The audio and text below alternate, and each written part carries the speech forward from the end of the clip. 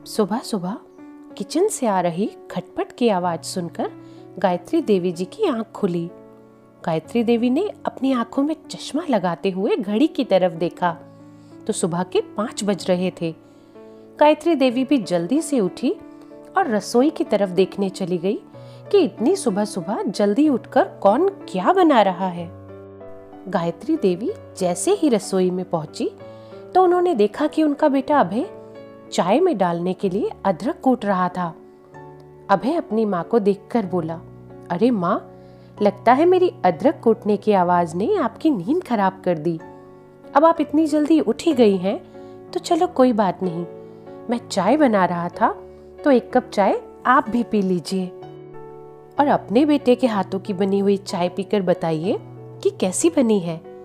गायत्री देवी थोड़ा चिढ़ते हुए बोली, अरे बेटा, कल रात को ही तो तू 15 दिन के टूर के बाद घर वापस आया है और आते ही थोड़ी देर आराम किया और अब सुबह सुबह जल्दी उठकर रसोई में घुस गया खुद ही चाय बनाने के लिए।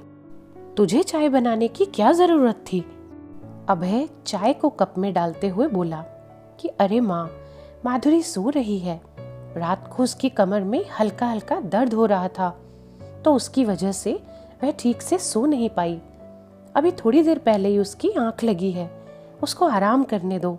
और वैसे भी प्रेगनेंसी में एक औरत का आराम करना बहुत ज़रूरी होता है।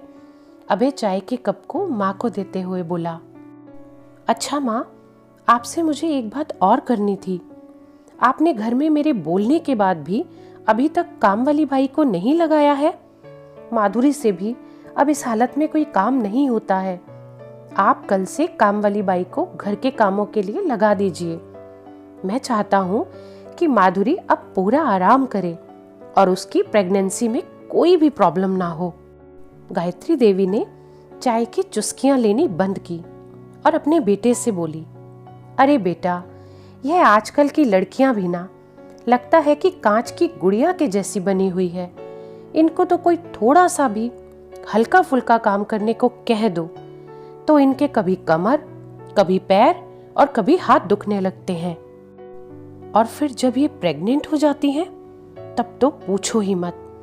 पूरे घर वालों को ये अपने इशारों पर नचाना चालू कर देती हैं। अरे क्या हम प्रेग्नेंट नहीं हुई थी? हमारे बच्चे नहीं हुए थे क्या? अरे हम तो पूरे घर का काम पूरे 9 महीनों तक बिना किसी शिकायत के करते रहते थे। हमें तो कभी कुछ नहीं हुआ। मुझको तो लगता है कि आजकल की लड़कियां हैं ही कामचोर। जोर आता है इनको काम करने में, काम से बचने के बहाने बना लेती हैं, बस और कुछ नहीं।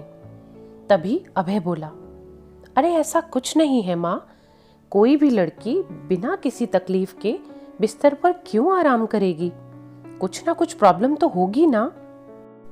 और अगर सचमुच नहीं हो पाता कुछ काम तो इसका मतलब यह नहीं है कि वह काम से बचने का नाटक कर रही है।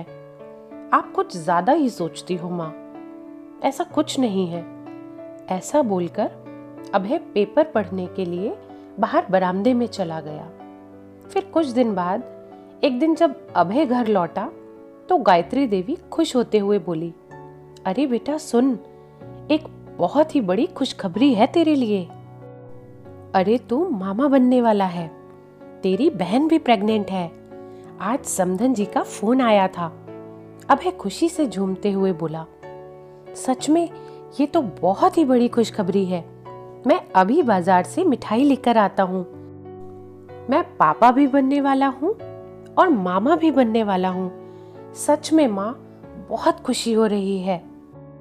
मगर उसी शाम को गायत्री जी उदास होकर घर के आंगन में बैठी हुई थी। माधुरी रसोई में रखे हुए खूब सारे बर्तनों को साफ करती हुई बीच बीच में अपनी कमर को पकड़ रही थी। उसके चेहरे पर हल्का हल्का दर्द साफ साफ दिखाई दे रहा था। जैसे ही अभय ऑफिस से लौटा तो गायत्री जी ने उसके आते ही उसे अपने पास बैठा लिया और बोली, अभय, तू जाकर तेरी बहन को यहाँ ले आ। उसका प्रेगनेंसी का शुरू का टाइम है तो उसको कुछ थोड़ी तकलीफ होती है। बेचारी सुबह चक्कर के कारण बिस्तर से भी नहीं उठ पाती है आज फोन आया था उसका, बहुत उदास लग रही थी। उसकी सांस बहुत तेज है, पता तो है ना तुझे। वो घर के कामों में अपनी तकलीफ के कारण हाथ नहीं बटा पाती है, तो उसकी सास उसकी तकलीफ को उसका नाटक बताकर उसको 10 बातें सुना देती है कि वह काम से जी चुरा रही है। तेरी बहन इस समय बहुत ही तकलीफ में है बेटा, उसको वहां पर कोई नहीं समझ रहा है। अरे तुझको तो पता है कि तेरी बहन काम से जी चुराने वालों में से नहीं है, और अब जब उसका शरीर ही साथ नहीं दे रहा तो वह क्या करे। अरे भला तकलीफ में रहकर किससे काम होता है। तू बस उसे यहाँ ले आ, मैं उसका पूरा ध्यान रखूंगी। उसे इतना सा पत्ता भी नहीं हिलाने दूंगी, उसको पूरा आराम करने दूंगी। प्रेगनेंसी में कितनी तकलीफें होती हैं, मगर उसके ससुराल वालों को इतना भी नहीं पता कि अपनी बहू से कम इस वक्त तो आराम करवाएं। तब अभय बोला, माँ आप कह तो सही रही हैं कि प्रेगनेंसी में एक औरत को आराम की बहुत ज़रूरत होती है, लेकिन वो औरत जब एक बेटी के रूप में होती है तब उसकी तकलीफ सबको तकलीफ लगती है, और जब वो एक बहू के रूप में हो तो उसकी तकलीफ सबको नाटक ही नजर आती है। जैसा कि आपको भी अपनी बहू माधुरी की तकलीफ कम नाटक ज्यादा नजर आती है। माधुरी और मेरे लाख कहने पर भी कि माधुरी कमर के हल्के हल्के दर्द से सारा दिन दुखी रहती है, फिर भी आपने इस तकलीफ को कभी भी उसकी तकलीफ समझा ही नहीं।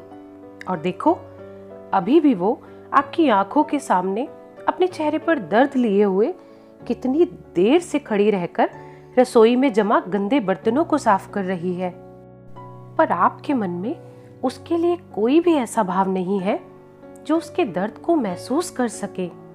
दूर बैठी बेटी की तकलीफ आपको उसकी बातों में ही नजर आ गई माँ, लेकिन सामने रह रही बहू की तकलीफ आपको नाटक लग रही है। यही तो इस समाज की कड़वी सच्चाई है कि अगर सास बहू का दर्द समझ ले तो कोई भी बेटी अपनी माँ से यह नहीं कहेगी कि वह तकलीफ में है, क्योंकि उसकी तकलीफ को ससुराल में समझने के लिए दूसरी माँ जो मिल जाएगी, पर यह दूसरी माँ शायद बहू के हिस्से में कभी नहीं आती। बस खुद की बेटी की तकलीफ और दूसरे की बेटी की तकलीफ नाटक ही नजर आएगी। गायत्री देवी इस कड़वे सच से आज अपनी नजरों में अपने आप को गिरा हुआ महसूस कर रही थी। सच ही तो कह रहा था उनका बेटा कि आखिर उनकी बहू भी तो उसी दर्द और तकलीफ से गुजर रही थी जिससे उनकी बेटी गुजर रही थी। अपनी बेटी का दर्द उनको मिनटों में नजर आ गया, और बहू का दर्द सामने होते हुए भी एक नाटक बन गया। गायत्री देवी जल्दी से रसोई में गई और बर्तन साफ कर रही माधुरी से बोली, माधुरी बेटा मुझे माफ कर दे, मैं तेरी तकलीफ को नाटक बताती रही। अरे तकलीफ तो तकलीफ होती है, बहू की तकलीफ नाटक और बेटी की तकलीफ दर्द बनकर ही नजर आती है, क्योंकि हमारा नजरिया ही ऐसा होता है शायद सोचने का। लेकिन मैं आज और अभी से अपना नजरिया बदलती हूँ बेटा। तुम आराम करो, तुम्हें आराम की जरूरत है। यह काम सुबह काम वाली आएगी तो कर देगी।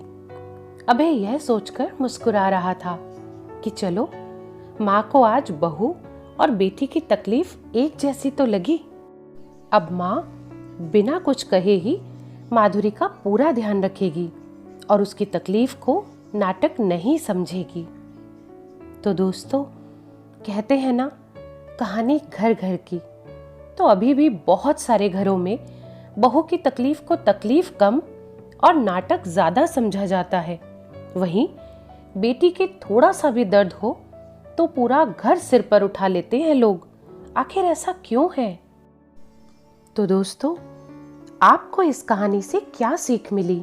अपनी राय और मशवरा हमें कमेंट करके जरूर बताइएगा, और इसी तरह की और प्रेरणादायक कहानियां सुनने के लिए इस चैनल को सब्सक्राइब करें। धन्यवाद।